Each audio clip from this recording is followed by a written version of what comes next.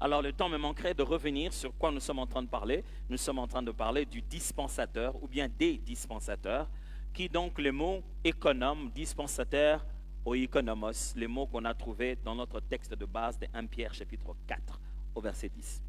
Et nous avons fini le premier jour en introduction, après avoir expliqué le livre de Pierre, nous avons fini par une affirmation qui nous a permis de comprendre qu'un économe, en fait, son rôle ou son travail ou sa vie est basé sur 6 verbes, fondamentalement, après une étude de plusieurs apparitions de ce mot.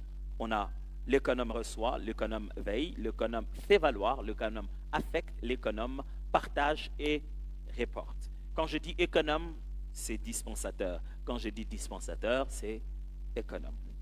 Alors, nous avons commencé à voir et à découvrir que veut dire le verbe recevoir.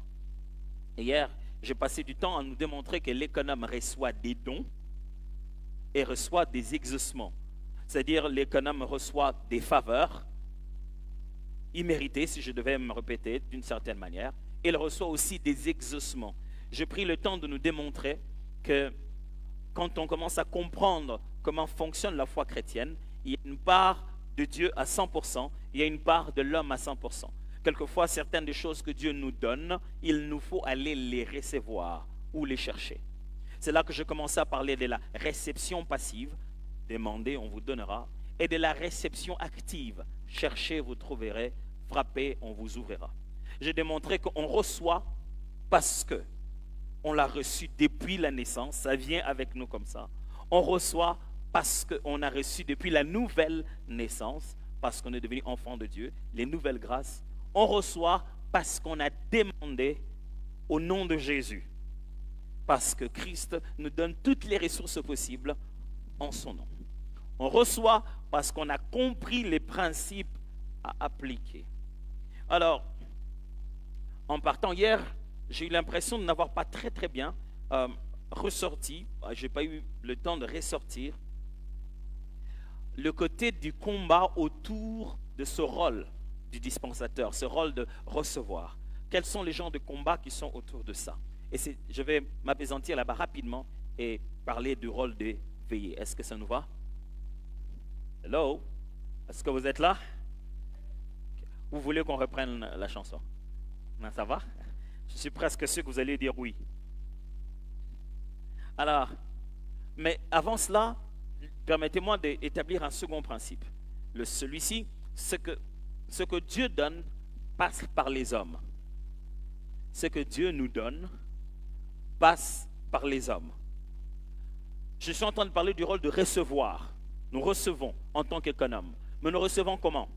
Quand Dieu nous donne des choses, hormis celles que nous ne comprenons pas ou celles que nous avons même à la naissance, Dieu passe toujours par les hommes pour donner aux hommes. Même les choses que tu penses que tu es né avec, sache que ça vient de ton père et de ta mère. Et le nez, et la forme, et tout ce que tu as là, ce sont des éléments bien combinés, sagement combinés par Dieu pour que tu sois tel que tu es. Quand Dieu veut donner aux hommes, il passe par les hommes. C'est un principe que lui-même a établi, au point que lui-même n'a pas pu violer ces principes. Au moment de donner le salut aux hommes, il s'est fait chair. Au point que les apôtres ont ce culot de dire aux gens, même si vous voyez un ange venir vous annoncer autre chose que ce que nous vous annonçons, ne le recevez pas. Pourquoi? Parce que quand Dieu veut toucher les hommes, il aime choisir un homme. Et quand vous lisez dans l'Ancien Testament, Dieu dit à Moïse dans le livre d'Exode, il lui dit, j'ai vu la souffrance de mon peuple et je suis descendu les délivrer.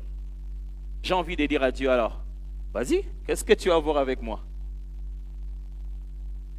Il dit, je suis descendu les délivrer. Ok, va les délivrer? Il dit non, mais toi, va en mon nom. Dieu fait les choses comme ça. Il nous a donné notre extension. Il ne vient pas se mêler de ça. Pour pouvoir agir dans notre extension appelée terre, il aime toujours faire à travers nous. Quand Dieu te donne, il passera par des hommes. C'est pourquoi ne méprise pas les hommes. Celui qui n'a rien aujourd'hui peut tout avoir demain. Celui à qui tu donnes aujourd'hui peut se mettre à te donner demain. Alors, tant que dans la vie tu reçois, sois humble. Ce n'est pas parce que c'est toi qui donnes à tout le monde que tu ne peux pas recevoir. Dans la vie, on finit par trouver quelqu'un qui a quelque chose qu'on n'a pas et qu'il doit nous le donner. Dieu passera toujours par un être humain. Est-ce que quelqu'un m'entend très bien? Dieu passera toujours par un autre homme. Puisse-t-il être beau ou pas beau, mais c'est lui que Dieu a choisi.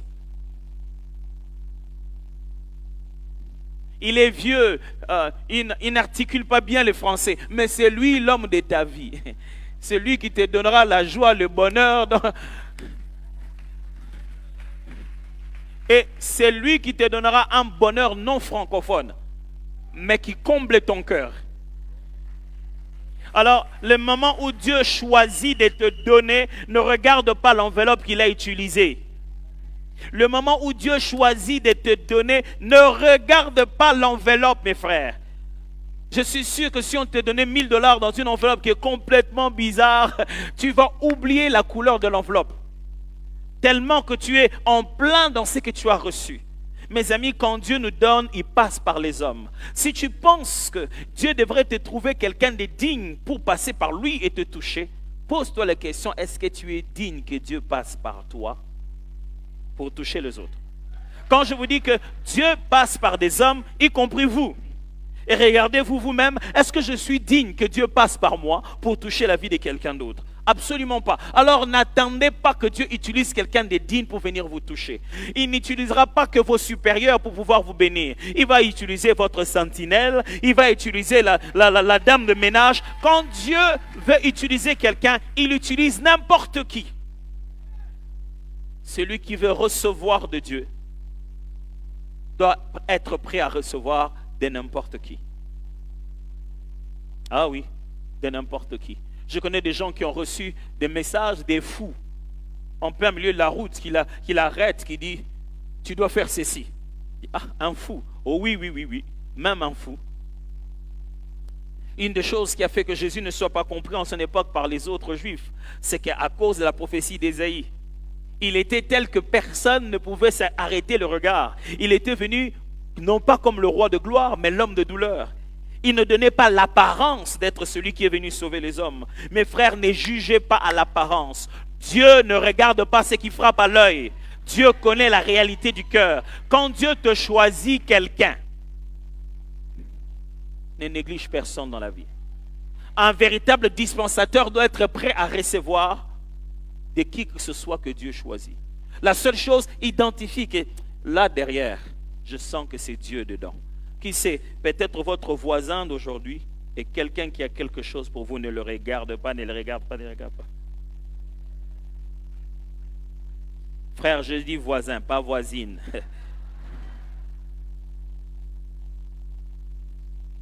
Comment ça dit, tu vois? Ça, c'est un langage de Dieu. Oh, moi, je prêche seulement.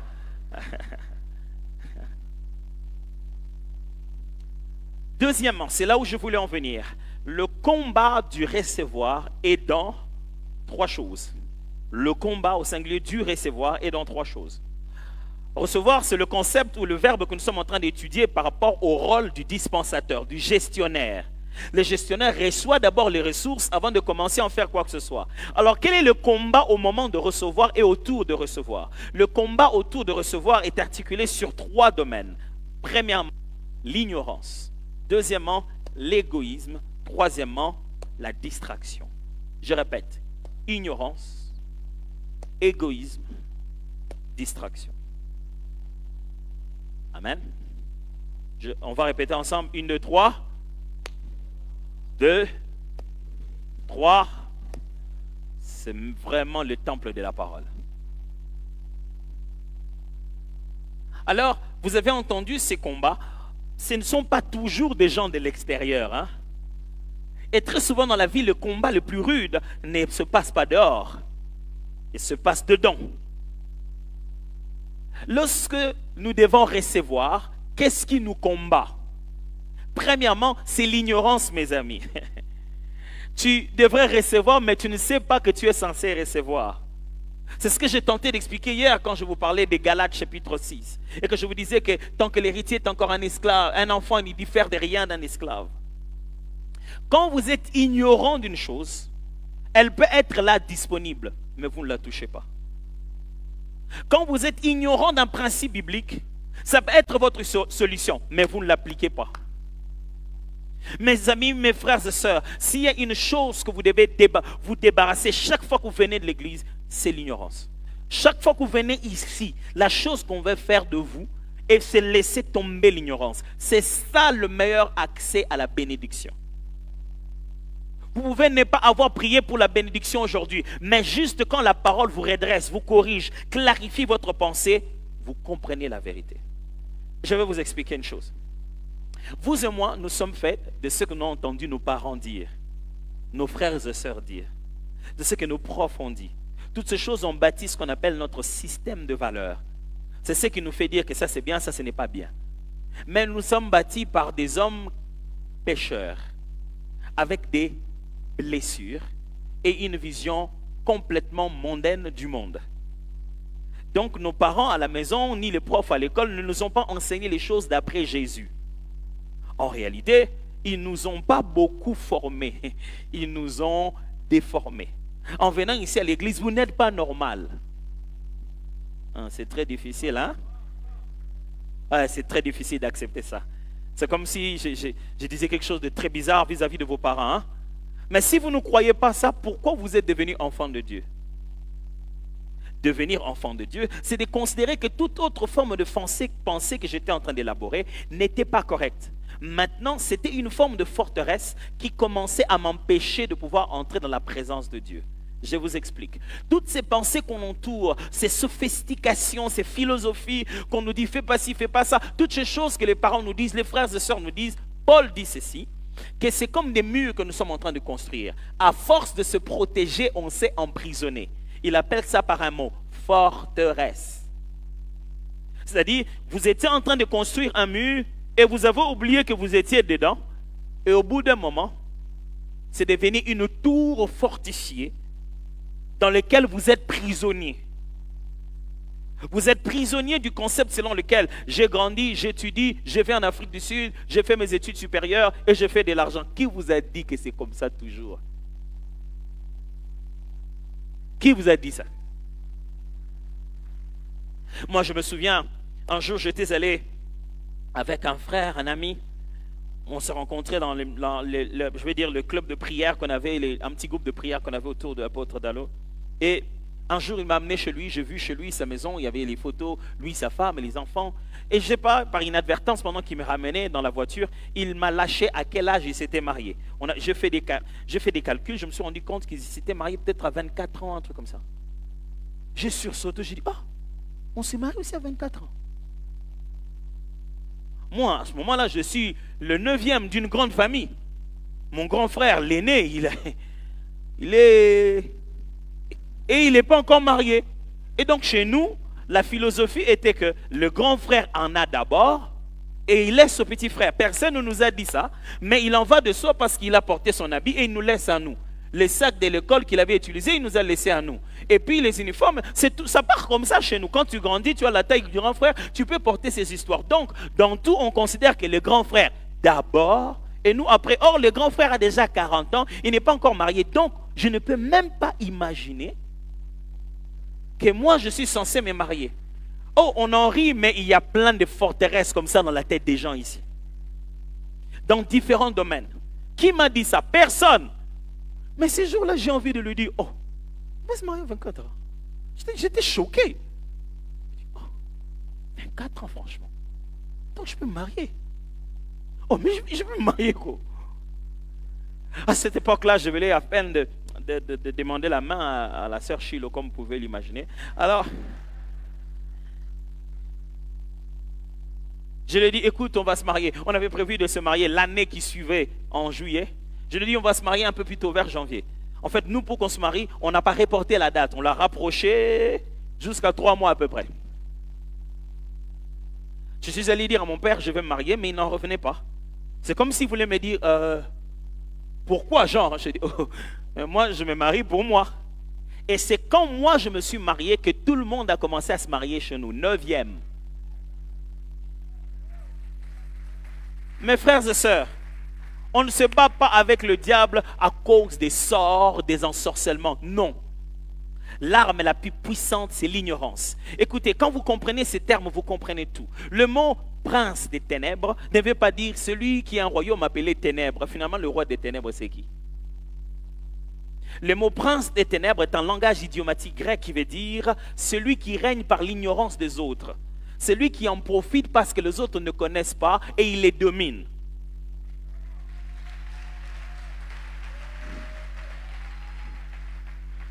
Et la réplique de cela, c'est ce que Jésus était en train de former. Il les appelait fils des lumières. C'est un langage idiomatique qui veut dire ceux qui règnent par leur connaissance. Mes amis, le combat n'est pas à se jeter des flèches la nuit. J'en ai même vu des vidéos où les gens se battent à la prière avec des... Ouh. Oui, franchement, tu ne peux pas fermer les yeux dans une prière pareille. Mais oui, par inadvertance, sans le vouloir. Non, ça n'a rien à voir. Le combat n'est qu'au niveau de la connaissance. N'est qu'au niveau d'avoir la bonne nouvelle dans ta tête et savoir ce qu'il fallait savoir. Un jour, le diable s'en va se battre. Vous savez comment Satan et Jésus se sont battus? Il n'y a pas eu de chichi. Hein? Le diable a commencé. Si tu es le Fils de Dieu, transforme cette pierre en pain. Réponse. Il est écrit, l'homme ne vivra pas de pain seulement, mais de toute parole qui sort de la bouche de Dieu. Jésus connaît qui il est. Je ne suis pas venu pour avoir le pain, je suis venu pour être le pain.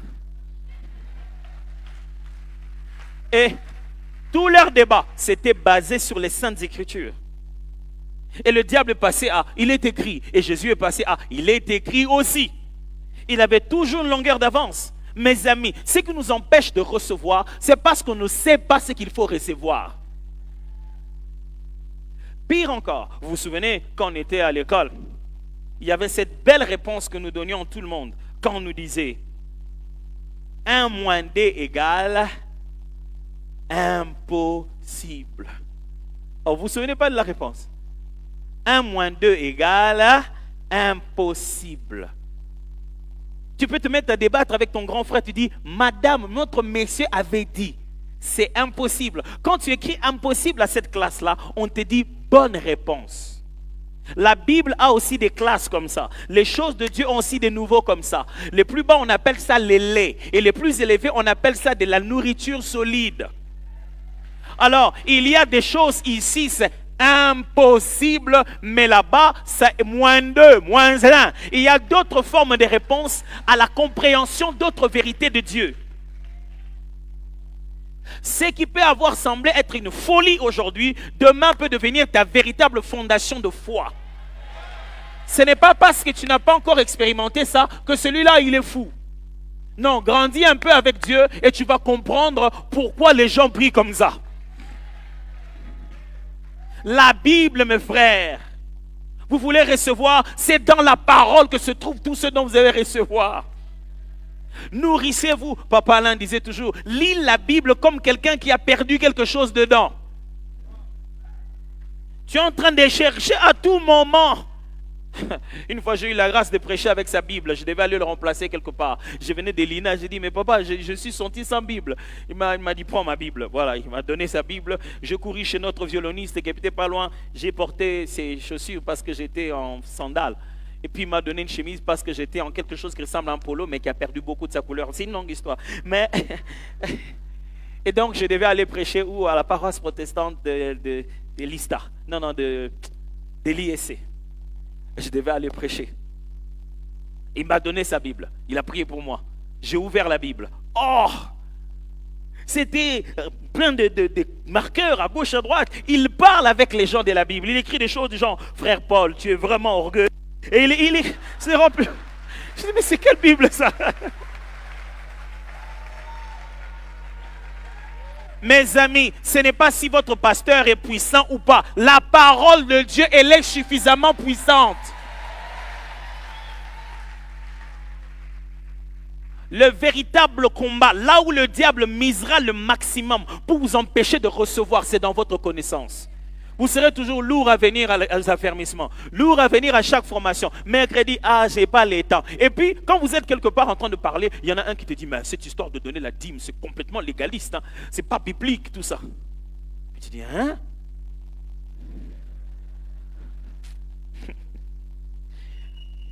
Mes amis, il ne faut pas écouter des raisonnements sectaires bien élaborés pour pouvoir vous empêcher de croire à la vérité. Parce que c'est élaboré pour les faibles d'esprit, les gens qui n'ont pas eu le temps de lire par eux-mêmes. Si tu as lu par toi-même, tu ne te laisseras pas avoir par ces genres de raisonnements. Lis par toi-même, pas parce que le pasteur l'a dit, lis par toi-même.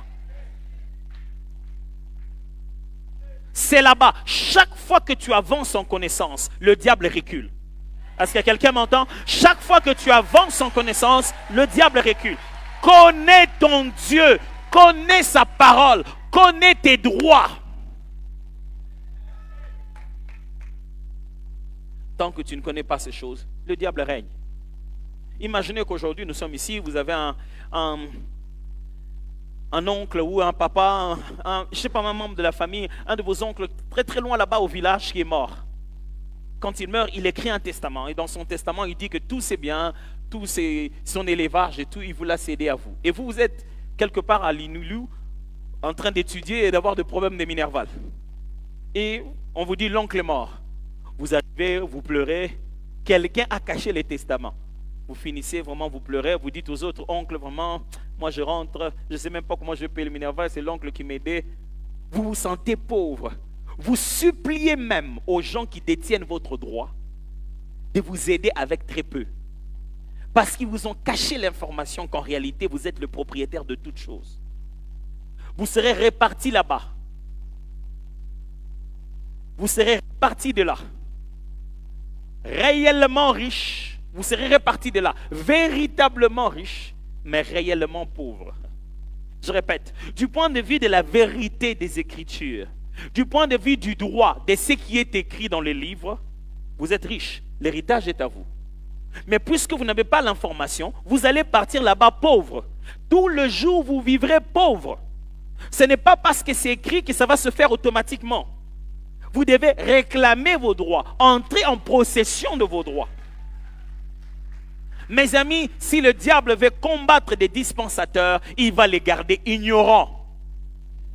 Vous connaissez la fameuse histoire de la personne qui avait peur et qui était en train de traverser une zone remplie de peur et un pont qui faisait peur à tout le monde et qui ramassait un petit sac avant de marcher. Il a senti qu'il y avait des cailloux, il les jetait dans l'eau pour que ça fasse un peu de bruit, comme ça le calme un peu de la peur, jusqu'à ce qu'en arrivant chez lui, il a ramené un de ces cailloux et qu'il arrive à la maison, il se rend compte que c'était un diamant. Vous connaissez l'histoire? Et il s'est dit, oh, tout ce que j'ai jeté.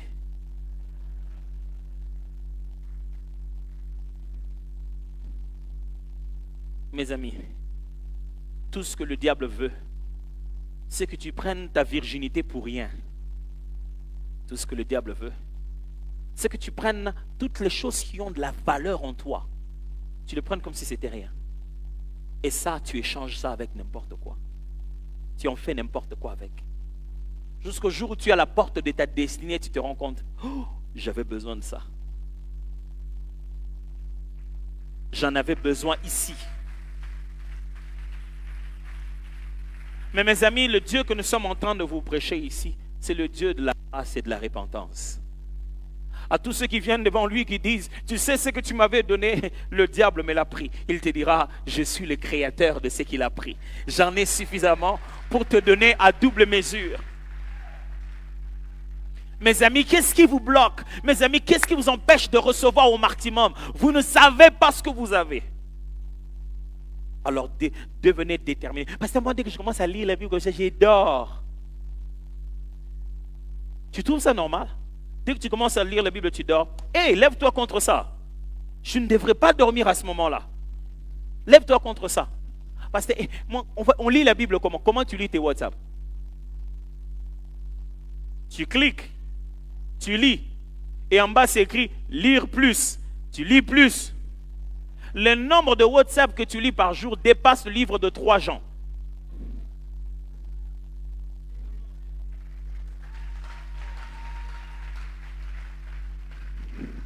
Pasteur, moi j'aime quand je lis, que je comprenne. Non, il y a lire, méditer et étudier. Il y a des dimensions différentes. Commence d'abord par lire. Oh, moi je lis, je n'ai pas compris. Ça commence comme ça. On ne comprend pas tout directement. Lis d'abord et les questionnements que tu as là, quand tu en trouves la réponse, c'est là que tu as commencé à méditer la parole. C'est là que tu as commencé à l'étudier. dispensateur, abandonne l'ignorance. Ce que tu dis là, tu l'as vu où dans la Bible?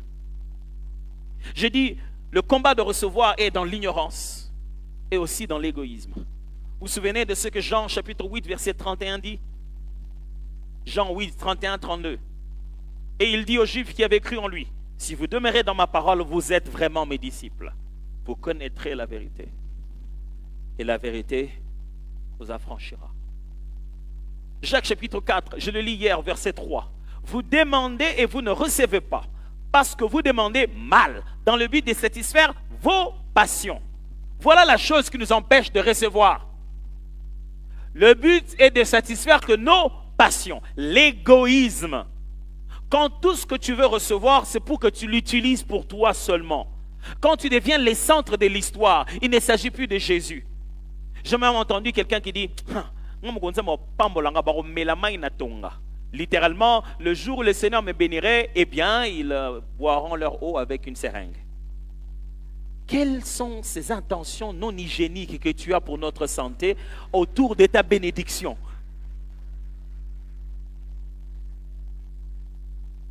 Franchement, imagine-toi littéralement comment ça se passe. Ces jours-là, tu es béni, je prends le gobelet, je mets de côté. Puis... Pourquoi, quand tu es béni, nous, on doit souffrir? Écoutez-moi, dans la vie, on ne devient pas riche parce qu'on veut emmagasiner. Dans la vie, on devient riche quand on veut devenir utile aux autres. Si tu rêves un rêve dans lequel il n'y a qu'une étoile, tu ne deviendras personne dans la vie. Dans le rêve d'un véritable riche, il voit quelques étoiles, il voit le soleil et la lune, et les étoiles se prosternent devant lui. Pas parce qu'il devient leur Seigneur, mais parce qu'il devient la stratégie de Dieu pour les aider dans les prochaines générations qui arrivent. Ce qui empêche aux gens de recevoir, c'est parce que le peu que Dieu leur a donné, ils l'ont tout de suite mis en poche pour eux. Tout de suite. Oh, j'ai toujours aimé une publicité que je voyais à un moment donné sur les chaînes des canals. C'était des publicités, je crois, de pizza ou un truc comme ça. Et on a donné à un petit garçon une petite pizza par la fiancée d'un monsieur. Il lui a dit, va donner à mon fiancé là-bas. Le jeune homme, pendant qu'il a un petit garçon, il avance, il ouvre. Ça sent bon. Et il commence à manger. Et puis on le montre arriver chez le fiancé, il donne. Le fiancé ouvre, il voit une petite portion. Il regarde, il dit, ah, c'est quoi? Il a dit, les petites choses ont beaucoup de valeur. Il a bouffé sans chemin. On lui avait donné pour donner à quelqu'un d'autre. Mais il a bouffé sans chemin. Quand vous commencez à prendre conscience que vous êtes un pont par lequel Dieu fait passer des choses, alors vous êtes béni. Écoutez très bien, Dieu est un investisseur. Il vous bénit pour faire de vous une source de bénédiction. Si vous ne voulez pas être une source, vous n'êtes pas utile pour Dieu. Je vais répéter ça. Si vous ne voulez pas être une source, vous n'êtes pas utile pour Dieu. Dieu cherche des personnes en qui il met, après les autres viennent chercher là-bas. Oh, vraiment, pasteur, il faut prier pour moi. Tous les membres de la famille, c'est tout le monde qui me demande. C'est pour ça que Dieu te donne. Supporte ta croix. Tu sais pourquoi eux, ils sont toujours pauvres? Parce qu'ils font tout le temps te demander à toi. La main qui reçoit est esclave de celle qui donne. C'est la Bible qui dit ça. Dieu, quand il vient déposer des ressources chez toi, des choses que qui ne sont pas à toi, mais le nombre de temps que ça passe chez toi, tu en profites. En attendant de savoir à qui tu vas le donner. On te voit, tu conduis jusqu'à ce que tu dises, ça c'était à lui. Mais tu te dis quand même, dans mon histoire, j'ai conduit ça pendant 2 mois. Tout le monde a cru que c'était à toi. Mais parce que Dieu sait que tu es un bon intendant. Quand tu gardes ça, tu garderas ça très bien. Au moment opportun, il récupérera ça pour le donner à quelqu'un d'autre. Et enfin, la distraction. Généralement, ce qui nous empêche de recevoir dans la vie, c'est la distraction. Dieu nous donne, mais quelque chose d'autre prend notre attention. Dieu nous donne, mais on devient éparpillé. Il y a 2 formes de distraction. Il y a ce qu'on appelle la distraction passive et la distraction active. La distraction passive, c'est le fait que quelque chose d'autre prenne ma pensée. C'est-à-dire, j'étais en train de faire ça, mais après j'entre dans une association d'idées, et puis. Vous savez cette histoire-là qui fait... Je ne dis pas que c'est ça la distraction passive, mais je vous explique le principe d'association des idées. Où tu étais en train de prier, on dit, bien-aimés, nous allons prier contre tout le combat chez nous, dans nos maisons.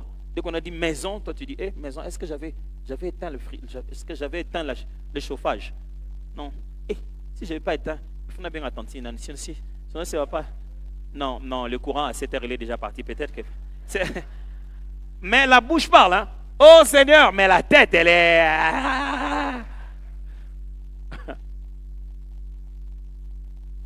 Ça, c'est une distraction passive. C'est-à-dire, on était en train de faire quelque chose, mais il y a des petites ramifications qui commencent à nous orienter ailleurs. Mais la distraction active, c'est qu'on est à fond occupé à la mauvaise chose. La distraction passive, c'est que je cours dans la bonne direction, mais les autres choses me prennent le regard et ça me ralentit. Mais la distraction active, je cours concentré, mais dans la mauvaise direction. Déterminé, mais je vais ailleurs. Mon chéri, tu as mon téléphone? Tu l'as? Ah, tu l'as. Non, c'est bon. Et le problème, c'est que chaque fois que Dieu veut nous donner, nous, on regarde ailleurs. Et les choses de valeur sont gaspillées. Au moment où il est en train de te dire, maintenant, va en prière. Toi, tu te dis, la semaine prochaine. Au moment où il te dit, maintenant, c'est l'heure de prier. Tu te dis, je finis juste le match. Je vais juste finir le match. Au moment de la réception, nous, on est à la distraction. Et le diable est spécialiste. Chaque fois que Dieu veut te donner quelque chose, il t'appelle par ton nom. Dès que toi, tu tournes le regard, ça tombe. Et tu dis, qu'est-ce qu'il y avait? Non, il n'y a rien. Et quand tu te tournes, mais Seigneur, c'est où? Je continue à demander, mais j'avais déjà envoyé. J'avais déjà envoyé. Quelques secondes seulement de regarder ailleurs.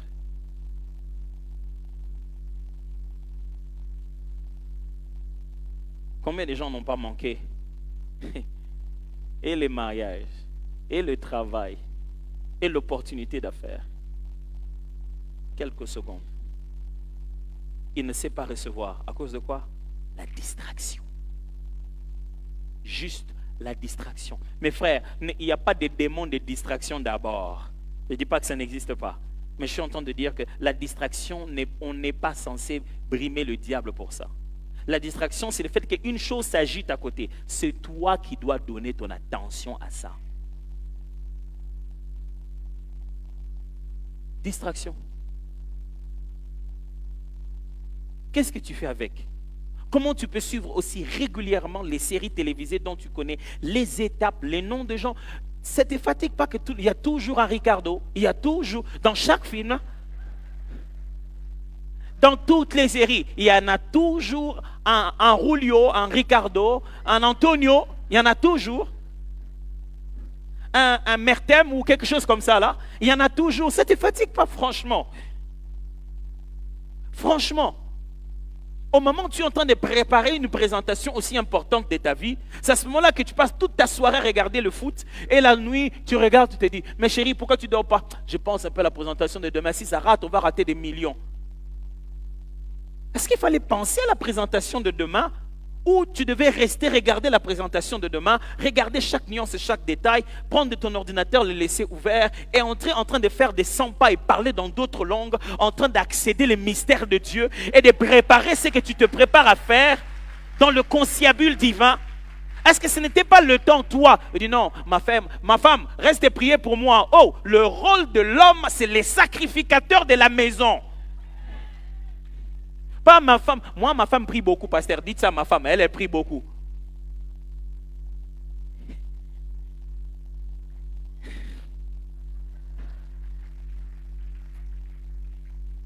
Avant qu'il n'y ait des pasteurs, avant qu'il n'y ait des prêtres, il y avait des chefs de famille qu'on appelait des patriarches. C'était eux les hommes d'alliance. Ce n'est pas la femme de rester faire ta chaudière. C'est à toi de bénir. C'est toi qui as les paroles de la bénédiction familiale. Quel est ce genre d'homme qui s'en va dormir comme ça là en train de ronfler toute la nuit en se disant, moi ma femme prie beaucoup, elle est de l'intercession. Oh non, le diable connaît en réalité les rôles de chacun. Jésus explique ça comme ça, il dit, personne ne peut entrer dans la maison d'un homme fort sans commencer d'abord par lier cet homme-là. Combien d'hommes forts sont liés sur leur chaise en train de regarder la télé? Combien d'hommes forts sont liés sur leur chaise en train de regarder politique? Moi, je me suis toujours demandé, si tu rates un match de foot, ton équipe va rater les buts. Et donc, si tu regardes, ils vont marquer. Du coup, comme toi tu regardes, dis, ah, il regarde, marquons un but.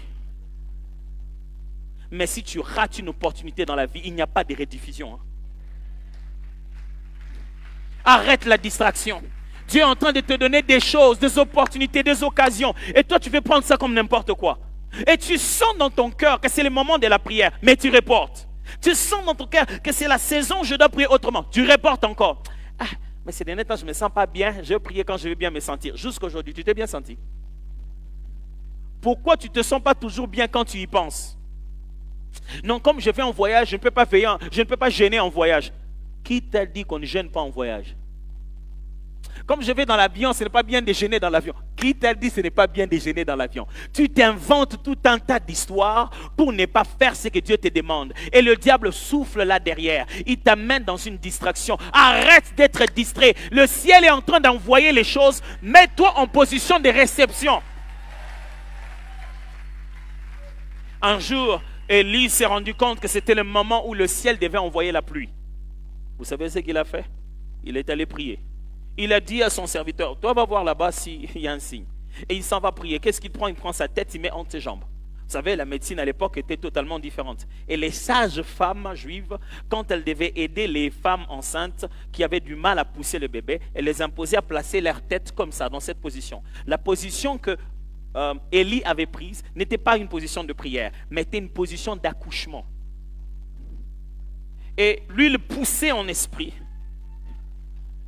Et le nuage commençait à changer. Et chaque fois qu'il pousse, il dit à son serviteur, va voir, est-ce que c'est déjà sorti? Non, il est revenu. Il pousse, il dit, va voir, est-ce que c'est sorti? Mes frères et sœurs, il y a des choses qui demandent une position bizarre, en train de pousser, pousser, pousser, jusqu'à ce que ça se manifeste dans ta vie. Alors ce n'est pas l'heure de la distraction. Comment peux-tu te laisser être distrait comme ça? Chaque chose a sa position pour recevoir. Montre-moi comment tu reçois. Je saurai la chose que tu es en train d'attendre. Quand je te vois recevoir comme ça, c'est que ce n'est pas lourd. Et c'est petit. Quand je te vois recevoir comme ça, c'est que c'est lourd. Et que c'est grand. C'est lui qui s'apprête à recevoir quelque chose. Il n'est pas distrait. On peut le ressentir. On sent qu'il est un peu bizarre. Vous savez, il y a des moments dans ma vie quand je ressens que Dieu veut me donner quelque chose. Je commence tout de suite à m'appliquer à ça. Ma femme vous dira, vous voyez, Jean dans la maison, je vide les choses. J'ai fait de l'espace. Je sens que quelque chose est sur le point de venir. Je sens juste qu'il y a une autre saison, quelque chose est sur le point de venir ici. Mes amis, lorsque le diable combat les dispensateurs que nous sommes, c'est ce qu'il fait. Il fait de son mieux pour que nous soyons dans l'ignorance. Il fait de son mieux. Notre chair fait de son mieux pour croire que c'est pour nous, seulement pour nous.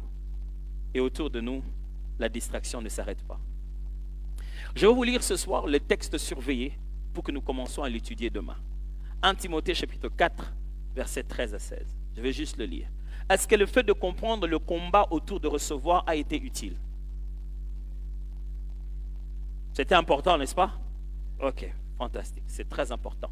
Ce combat-là, comme vous l'avez compris, mes frères et sœurs, il y a des combats qui ne vont pas finir quand tu t'élèves en disant « Au nom de Jésus, je chasse tous ceux qui combattent ma réception. » Non, non. C'est juste que quand tu apprends, l'ennemi recule. Certains combats vont juste t'inscrire aux affermissements, c'est tout. Et le diable commence à être agité. 1 Timothée 4, 13 à 16.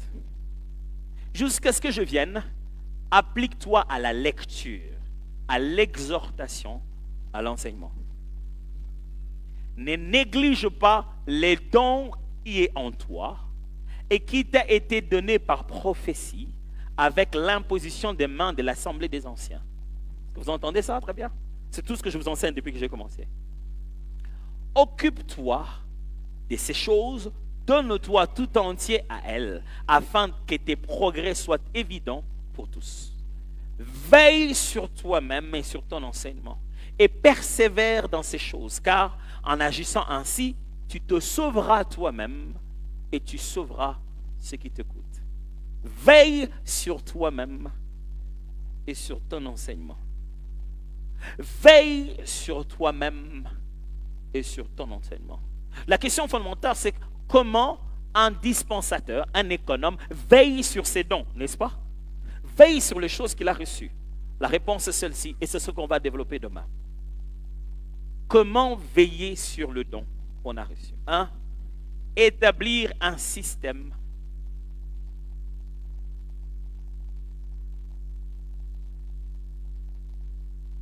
de fonctionnement et d'évaluation. Établir un système de fonctionnement et d'évaluation. Je vais me mettre à expliquer ça très bien. Je parle ici de fonctionnement et d'évaluation de dons, bien sûr.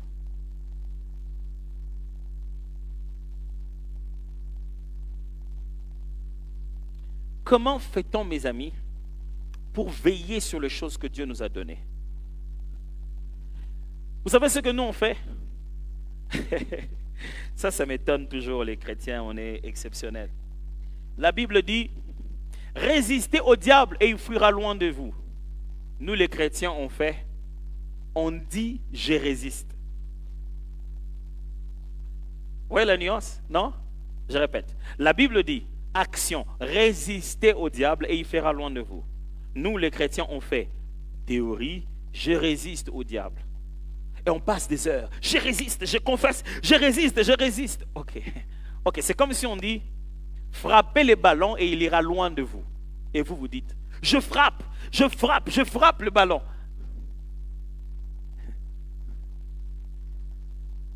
Et tout ce que la Bible nous dit de faire, nous le disons dans la prière. Résister, ce n'est pas dire je résiste. Résister est un verbe d'action qu'il faut conjuguer en résistant. La question c'est, que fait-on en résistant? Regardez. La Bible dit, le Fils de l'homme est apparu pour détruire les œuvres du diable. Regardez à quel moment Jésus utilisait le verbe détruire au diable. En aucun moment. Aucun moment tu verras Jésus dire, je détruis les... never. Il est allé des lieux en lieux, détruisant les œuvres du diable. En action, chassant les démons, guérissant les malades, annonçant l'évangile des vérités, libérant les gens de l'ignorance. L'action, le vécu de ces principes, nous ne les transformons en prière. Quand on dit veiller, je dis Père, je veille maintenant, je veille. Bien-aimé, veillez sur votre don. Écoutez ce qu'on dit, Saint-Esprit, veille sur le don qui m'a été donné. Il dit non, papa, veille toi-même sur le don qui t'a été donné. Comment on veille sur ces choses? Je vais enseigner ça demain. Qu'est-ce que c'est qu'un système de fonctionnement et d'évaluation? Et demain, je vais encore insister sur qu'est-ce qu'on veille réellement. Par-dessus tout, la Bible a été claire.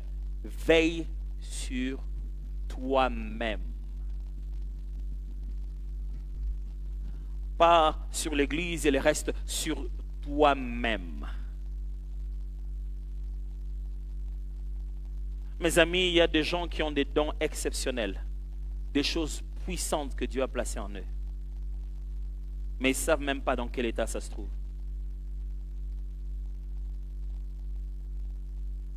Ça vous est jamais étonné, quelqu'un de grand, mais il veut avoir un petit qui ne connaît rien, mais il veut l'avoir.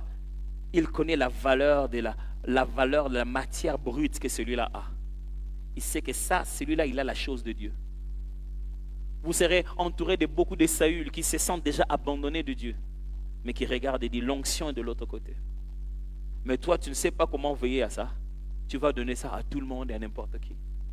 Et tu te réveilles un bon matin. Ils ont touché aux choses sacrées. Ils t'ont fait prendre du retard. Écoutez-moi, frère. il n'y a pas que les bergers qui voient les anges pour dire que l'enfant est né. Il y a aussi les mages qui voient l'étoile. Les choses spirituelles que vous avez, sachez-les très bien. Qu'il n'y a pas que nous les pasteurs qui ressentons que vous avez la chose de Dieu. Les hommes occultes ressentent que vous avez quelque chose. Et ce que vous avez là, ce n'est pas pour l'église. C'est votre destinée, c'est pour toute votre vie sur la terre. Et il sait comment vous exploiter. Exploiter cette chose authentique que vous avez. Cette grande destinée que vous avez pour lui s'enrichir à votre place. Jusqu'à ce que vos nombres de jours, votre destinée, perturbée, distrait, vous comptez en nombre d'argent. Est-ce qu'il est possible qu'après avoir causé avec quelqu'un qui te donne $1500 de transport, depuis quand un Wewa coûte $1500? Il te donne $1500 de transport. Tu ne te dis pas qu'il est en train de chercher quelque chose d'autre. Et demain, il te dit non, pas juste à la maison. Tu vas juste préparer pour moi le kit, je ne serai pas là. Tu arrives, tu le trouves, il est là. Puis le deuxième jour, il te donne encore $3000 de transport. Ah, ma soeur, tu ne penses pas qu'il est en train d'acheter quelque chose?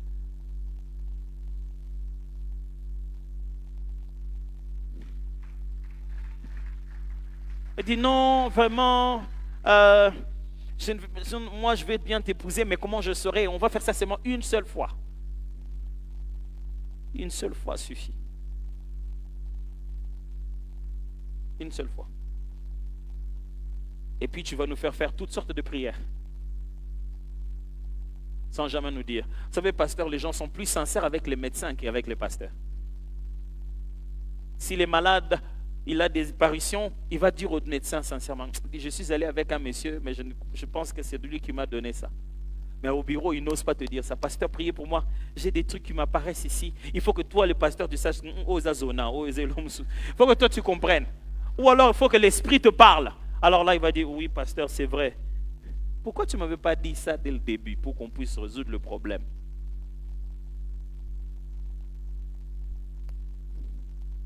C'est bizarre, chaque fois que j'ai fini la prédication, vous êtes tout calme comme ça. Pourquoi?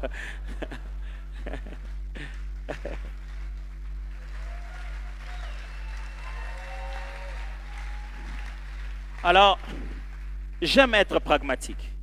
Par un jeu de lever de main, qui est celui qui n'a pas encore fait ses affermissements et ses classes des disciples-là? Quelle que soit l'église où vous soyez, ici ou ailleurs, levez juste la main. Vous n'avez pas encore eu le temps de le faire. Je ne suis pas en train de vous condamner. Je dis seulement que votre emploi du temps ou quoi que ce soit. Levez juste la main, je veux le voir. Vous désirez bien passer par les eaux des baptêmes, mais vous n'avez pas encore commencé cette classe-là. Vous aussi, adjoignez-vous à eux. J'ai parlé de ceux qui n'ont pas fait les affermissements. Gardez les mains levées, s'il vous plaît. Levez-les légèrement pour ne pas vous fatiguer. Et ceux qui n'ont pas encore pu faire les écoles de baptême ou quoi, levez aussi la main, s'il vous plaît. Fantastique. Vous êtes déjà fiancés, ça fait plus de 3 mois, mais vous n'avez pas encore commencé la formation des fiancés. Et, ça, vous levez la main, sinon soyez vite. Mais je vais quand même demander, levez la main, parce que c'est censé être officiel. Hein? Levez la main, levez la main. Merci beaucoup. Vous pouvez baisser les mains. Mes frères, quelle autre révélation vous avez besoin? Je viens de vous dire que vous connaîtrez la vérité. La vérité vous affranchira. Quelle autre prière vous avez besoin? Je ne dois pas vous imposer les mains. Allez vous inscrire. Avant que vous n'ayez fini la dernière leçon de l'affermissement, vous verrez que vous avez un Dieu que vous avez sous-estimé pendant longtemps.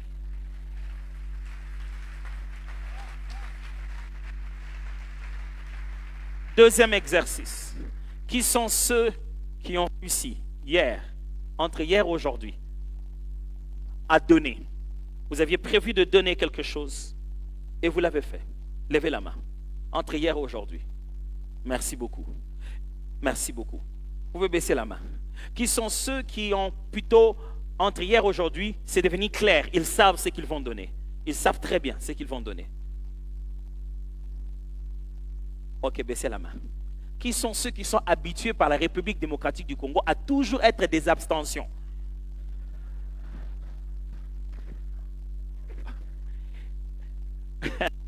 Parce qu'il y a toujours des gens, quand vous levez les mains dans toutes les catégories, ils lèvent jamais.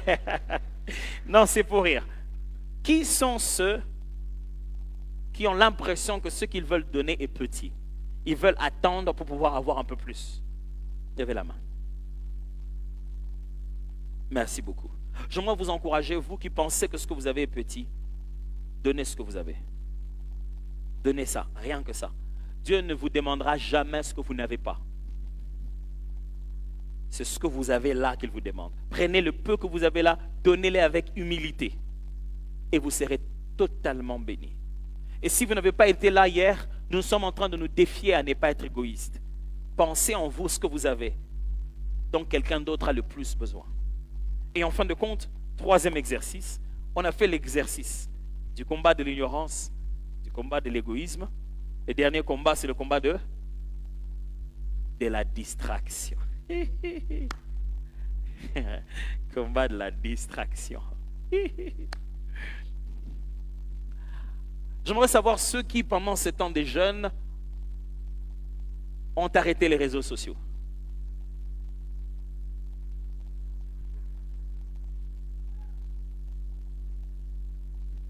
Gloire à Dieu. Levez la main avec fierté. Vous vous êtes dit pendant ces 21 jours, pas de Facebook, pas de WhatsApp. Merci beaucoup. Ceux qui ont réduit les réseaux sociaux. Bon. Les abstentions, comme toujours. Hein? Mais pendant quelques secondes maintenant, j'aimerais que vous puissiez dire cette prière à Dieu. Seigneur, montre-moi la chose qui me distrait le plus. Nous n'avons pas tous les mêmes distractions, vous savez. Hein? Ce n'est pas toujours la télé. Il y a des gens, ils regardent la télé, mais ils peuvent s'en détacher comme ils veulent. Mais la chose qui vous distrait le plus, c'est celle de laquelle vous avez du mal à vous détacher. C'est peut-être un ami, mais qui est source de distraction. Quand il vient, vous commencez à parler de tout et de rien. Tu perds même ton environnement spirituel. Mais j'aimerais que, puisque nous sommes des hommes et que nous oublions des fois, que nous puissions demander à Dieu, qui a promis qu'il nous exaucera toujours, de révéler à nos cœurs la chose qui nous distrait le plus. Est-ce qu'on peut faire cette prière? Baissons nos têtes, prions. Si tu pries dans la foi, le Seigneur va commencer à mener ça dans ton esprit.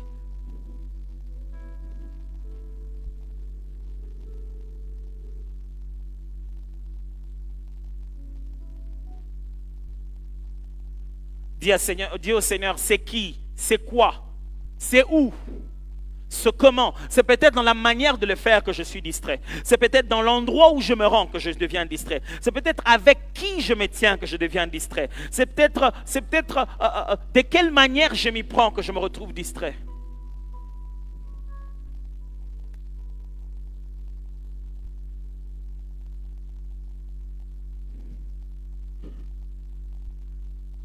Par la permission du pasteur, j'aimerais nous demander à tous de préparer nos offrandes. Si chacun de nous peut prendre son offrande en main, s'il vous plaît.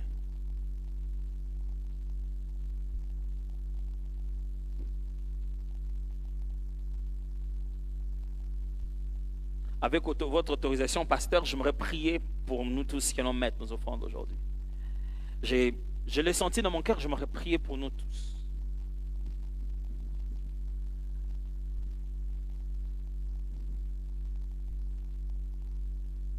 Parce que tout à l'heure, en priant, j'avais comme une vision.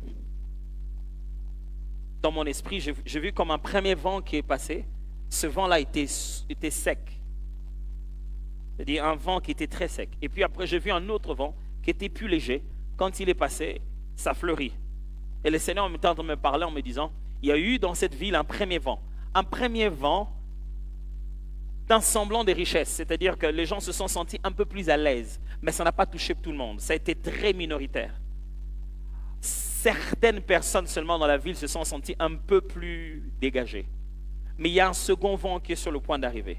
Le Seigneur va décanter tous les petits et moyennes entreprises, toutes les personnes qui sont en train de se chercher.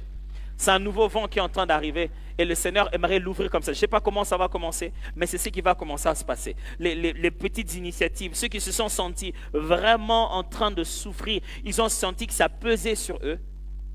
Cette année nouvelle qui va commencer, le Seigneur va opérer dans les boutiques, dans les chambres froides, dans les magasins, dans les prêt-à-porter, dans les salons de coiffure. Alors, j'aimerais prier pour vous, pour ça. Et je ne suis pas en train de vous dire que c'est cette offrande qui va faire les miracles, mais je pense que c'est ce que Dieu veut que nous puissions prier maintenant. Que je crois qu'il va faire quelque chose d'exceptionnel dans votre vie. Donc prenez ce que vous avez, quel que soit ce que le Seigneur a mis dans votre cœur, mais je n'aimerais pas que vous mettiez cela sans que nous puissions prier. Nous prions pourquoi? Nous prions pour que cette vent qui va avoir une rosée puisse vous arroser dans vos affaires. Est-ce que quelqu'un m'entend très bien? Je ne parle pas pour ceux qui croisent les bras. Je parle pour ceux qui sont en train de travailler et ceux qui pensent qu'ils ont un travail à faire. Ceux qui ont des initiatives dans leur cœur. Le Seigneur que je sers est en train d'envoyer un deuxième vent, un vent totalement différent. Un vent pour tout le monde. Un vent bien ciblé qui ne va pas aller de haut en bas, mais qui va aller des bas en haut. Un vent qui va commencer vers le commun et qui va aller atteindre les grandes sphères. Je suis en train de dire un vent divin qui va commencer par ceux qui ont tâtonné. Il va les fixer de la bonne manière.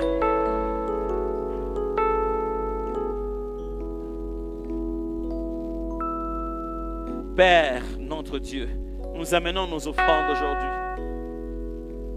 devant toi parce que ça ne nous appartient pas. C'est à toi, Seigneur. Et nous ramenons entre tes mains ce que toi tu nous as donné. Parce que tu te prépares à nous bénir au centuple. C'est juste une façon de dire merci. Et nous savons que ce que tu as promis, nous le témoignerons ici dans cette assemblée. Quand nous allons commencer à sentir ce vent doux et léger qui va venir dans nos vies, dans nos finances et dans nos avoirs. Nous n'avons rien à te donner. Nous voulons juste te dire merci Seigneur Jésus-Christ.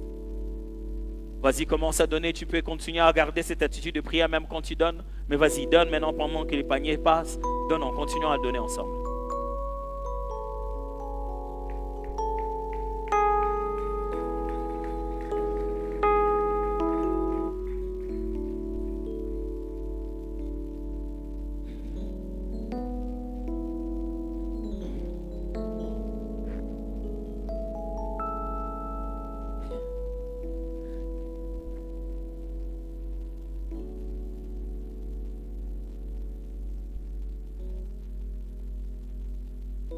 Je chante,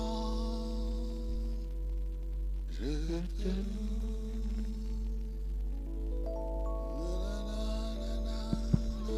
Nuit, Calmement, la peine et la souffrance. calmement, nous chantons cela. Et je chante, je te loue. Je lève mes mains pour t'honorer. Par ta parole est vraie. Et je chante, je te loue, je te loue. Et malgré ma sombre nuit, dans la peine et la souffrance, et je chante, je te loue. Je lève mes mains pour t'honorer. Ta parole est vraie. Et je chante, je te loue. Et malgré ma sombre nuit, dans la peine et la souffrance, et je chante, je te loue. Je lève mes mains pour t'honorer. Seigneur, car ta parole est vraie. Et je chante, et je chante, et je chante, et je chante, et je chante, et je chante. Alléluia. Ta parole est vraie, Seigneur. Merci de nous avoir encore parlé ce soir. Et merci de fixer les choses dans nos cœurs. Seigneur, rends-nous capables de mettre cette parole en pratique. Tu as dit, vous êtes heureux si vous écoutez ces choses, pourvu que vous les mettiez en pratique. Rends-nous capables de mettre en pratique, car notre bénédiction y est attachée. Ne nous permets pas de tomber dans la distraction, dans l'oubli, ou de redevenir encore ignorants alors que nous avons été éclairés. Nous avons reçu ta connaissance. Bénis cette parole et bénis ton peuple. Renouvelle ton serviteur pour la suite demain. Au nom de Jésus. Amen. Amen. Gloire au Seigneur.